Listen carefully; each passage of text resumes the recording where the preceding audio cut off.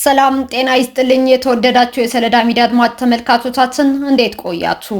ለዕለቱ መራርጠን ወደ እናንተ ለማድረስ ያዘጋጀናቸው አዳዲስ ትኩስና ወቅታዊ መረጃዎችን ይዘን ቀርበናል። መረጃዎቻችን እየተከታተላችሁ እስከ ፕሮግራማችን ፍጻሜ ከኛ ጋር እንድትቆዩ ከወዲሁ በታላቅ አክብሮት ጋብዛለሁኝ። የህወሓቷ አርሚ 26 ጦር የተለያዩ እንቅስቃሴዎችና ስምሪቶች እያደረገች እንደሆነ ተገለጸ። አርሚ 26 የተባለች የህወሓት ጦር በስሯ የሚገኙ የተለያዩ ክፍለ ጦሮች በተለያዩ አካባቢዎች እንቅስቃሴዎችንና ወታደራዊ ስምሪቶች እያካሄዱ እንደሆነ ተገልጿል።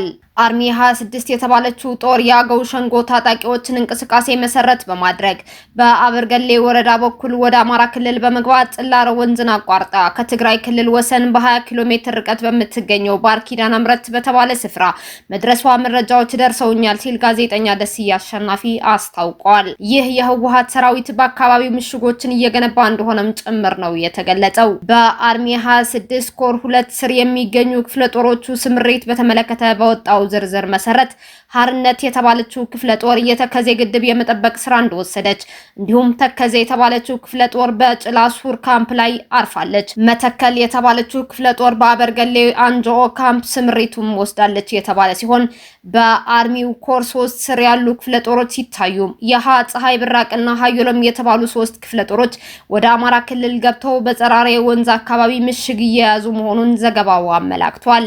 የአገው ሸንጎ ታጣቂዎችን ለመደገፍ በሚል ከትናንትና ጀምረው ወደ አማራ ክልል ዋግ ኽምራ ዞን አበርገሌ ወረዳ ኒራ ከተማ የገቡ 2 የአርሚ 26 ክፍሎች የወረዳውን ቢሮዎች ሰብረው በመግባት ኮምፒውተሮችና ሌሎች መሳሪያዎች እየዘረፉ መሆኑንም ጋዜጠኛው አያይዞ ገልጿል። እንዲሁም የግለሰቦችን የሞባይል ስልኮች፣ ላፕቶፖችና ሌሎች ንብረቶች ከቤት እየዘረፉ እንደሆነና ይህ ሙሉ በሙሉ የክህደት ተግባርና የፕሪቶሪያን የሰላም ስምምነት በማፍረስ የፌዴራል መንግስት ወደ ግልጽ ጦርነት ለማስገባት የሚደረግ ሙከራ መሆኑን ሊታወቅ ይገባል ሲል ጋዜጠኛ ደስዬ አሸናፊ አስታውቋል።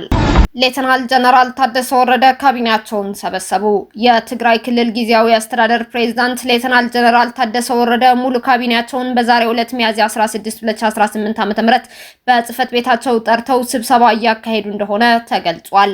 ሌተናል ጀነራል ታደሰ ወረደ ይህ የካቢኔ ስብሰባ የጠሩት የቀድሞ ህወሓት ወደ ስልጣን እመለሳለሁኝ በማለት ውሳኔ በወሰነበትና እሳቸውም ጊዜያዊ አስተዳደሩ ስራውን ይቀጥላል ሲሉ ባስታወቁበት ወቅት ነው። ጀነራል ታደሰ ወረደ ካቢኔው ስራውን እንዲቀጥል አዲስ አቅጣጫ ይሰጣሉም ተብሎ ይጠበቃል። ሙሉ ዝርዝሩ እንደደረሰን እናቀርብላችኋለን። የውጭ ጉዳይ ሚኒስትር ዶክተር ጌዲዮን ጢሞቴዎስ ከስዊድን አቻቸው ጋር ተወያዩ። የኢፌድሪ የውጭ ጉዳይ ሚኒስትር ዶክተር ጌዲዮን ጢሞቴዎስ ከስዊድን የውጭ ጉዳይ ሚኒስትር ማርያም አልመር ስቴነርጋርድ ጋር ተወያይተዋል። ሚኒስትሮቹ በስዊድን ስቶክሆልም ያደረጉት ውይይት በአፍሪካ ቀንድና ዓለም አቀፍ ጉዳዮች ላይ ያተኮረ መሆኑም ተመላክቷል። ዶክተር ጌዲዮን ጢሞቴዎስ ሁለቱ ሀገራት ታሪካዊና ረጅም ጊዜ ያስቆጠረ ግንኙነት እንዳላቸው በማንሳት ወዳጅነቱን ማጠናከር እንደሚያስፈልግም ተናግረዋል። በንግድና ኢንቨስትመንት ረገድ የበለጠ ማጠናከር እንደሚያስፈልገው ገልጸው የስዊድን ኩባንያዎች በኢትዮጵያ በተፈጠረው ምቹ የኢንቨስትመንት አማራጮች እንዲጠቀሙም ጥሪያቸውን አቅርበዋል። የስዊድን የውጭ ጉዳይ ሚኒስትር ማርያም አልመር ስቴነርጋርድ በበኩላቸው በሁለቱ ሀገራት መካከል ያለው ግንኙነት ጠንካራ መሆኑን ጠቁመው ስዊድን በሁለትዮሽና ባለ ብዙ ወገን ጉዳዮች ላይ ከኢትዮጵያ ጋር ያላትን ትብብር የበለጠ ማጠናከር እንደምትፈልግ መግለጻቸው የውጭ ጉዳይ ሚኒስቴር መረጃ አመላክቷል። የኒጀር ወታደራዊ መንግስት በሺዎች የሚቆጠሩ መንግስታዊ ያልሆኑ ድርጅቶችን አገደ። በኒጀር የሚገኘው ወታደራዊ መንግስት በሀገሪቱ ተመዝግበው ከሚንቀሳቀሱ 4700 የሀገር ውስጥና የውጭ መንግስታዊ ያልሆኑ ድርጅቶችና የልማት ኤጀንሲዎች መካከል 2900 የሚሆኑት እንደ አውሮፓውያን አቆጣጠር በ2025 እገዳ ጥሎባቸዋል። የሀገር ውስጥ ጉዳይ ሚኒስትሩ ጀነራል መሐመድ ቱምባ ይህ እርምጃ የማጽዳት ዘመቻ አካል መሆኑን ገልጸው ዓላማው ድርጅቶቹ ከሀገሪቱ ብሔራዊ የልማት ቅድሚያ የሚሰጣቸው ጉዳዮች ጋር ተጣጥመው እንዲሰሩ ለማድረግ መሆኑን አስታውቀዋል። ይህ ውሳኔ በሀገሪቱ የውጭ ረድኤትና የሰብአዊ ድጋፍ እንቅስቃሴ ላይ ከፍተኛ ተጽዕኖ ሊያሳድር እንደሚችልም ተገምቷል። በተመሳሳይ የቡርኪና ፋሶ ወታደራዊ መንግስት በቅርቡ ከ118 በላይ ማህበራትና የሲቪል ማህበረሰብ ድርጅቶች እንዲፈርሱ ትዕዛዝ አስተላልፈዋል።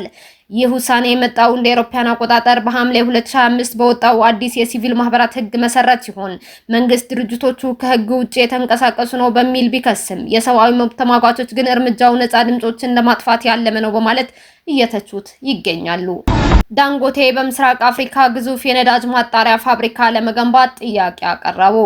አፍሪካዊው ቢሊየነር አሊኮ ዳንጎቴ በናይጄሪያ ካለው ግዙፍ የነዳጅ ማጣሪያ ፋብሪካ ጋር የሚመጣጠን ሌላ ግዙፍ ፋብሪካ በምስራቅ አፍሪካ ለመገንባት ፍላጎት እንዳላቸው ገልጸዋል። ዳንጎቴ ይህንን ፕሮጀክት ተግባራዊ ለማድረግ ግን እንደ ዊሊያም ሩቶና ዩዌሪ ሙሴቬኒ ያሉ የቀጠናው መሪዎች ሙሉ ድጋፍ እንዲያደርጉ ቅድመ ሁኔታ አስቀምጠዋል። ፋብሪካው ታንዛኒያ ታንጋ አካባቢ ሊገነባ እንደሚችል የተገመተ ሲሆን ዓላማውም የምስራቅ አፍሪካ ሀገራት በውጭ ነዳጅ ላይ ያላቸውን ከፍተኛ ጥገኝነት ለመቀነስ ድፍድፍ ነዳጅ በሀገር ውስጥ እንዲያጣሩ ለማስቻል ነው ተብሏል። ይህ ፕሮጀክት እውን ከሆነ የነዳጅ ዋጋን ለማረጋጋት፣ የኃይል ዋስትናን ለማጠናከርና በቀጠናው ያለውን የኢንዱስትሪ እድገት ለማፋጠን ትልቅ ሚናም ይጫወታል ተብሎ ይጠበቃል። ይሁን እንጂ ፕሮጀክቱ በአሁኑ ወቅት በውይይት ደረጃ ላይ የሚገኝ ሲሆን ተግባራዊነቱን በፖለቲካዊ ስምምነት፣ በገንዘብ አቅርቦትና በሀገራቱ ቅንጅት ላይ የተመሰረተ ይሆናልም ተብሏል። ለአራት ወራት ያህል ቆይቶ የነበረውን ፖለቲካዊ ውዝግብ በመቋጨት የአውሮፓ ህብረት ለዩክሬን የሚውል የ90 ቢሊዮን ዩሮ የብድር ድጋፍ ማጽደቁን አስታወቀ። ህብረቱ ከብድሩ በተጨማሪ በሩሲያ ላይ አዲስ የማዕቀብ ጥቅል መጣሉ ታውቋል። ውሳኔው በሩሲያ ላይ ተጥሎ የነበረው ጫና ይበልጥ የሚያጠናክረውም ነው ተብሏል። ይህ የአውሮፓ ህብረት ውሳኔ የተላለፈው በዩክሬን በኩል በሚያልፈውና ለሃንጋሪ እንዲሁም ለስሎቫኪያ ድፍድፍ ዘይት በሚያቀርበው ድሩዝባ የተሰኘው የቧንቧ መስመር በኩል የነዳጅ ፍሰት በድጋሚ መጀመሩን ተከትሎ ነው። የዩክሬን ባለስልጣናት እንደገለጹት የሩሲያ ኃይሎች በፈጸሙት ጥቃት በደረሰ ጉዳት ምክንያት የዘይት አቅርቦቱ ካለፈው ጥር ወር ጀምሮ ተቋርጦ ቆይቷል ብለዋል። የአቅርቦቱ መጀመር በህብረቱ አባል ሀገራት መካከል የነበረውን አለመግባባት የፈታ ሲሆን ለዩክሬን የሚሰጠው ድጋፍ እንዲቀጥል መንገድ ከፍቷል።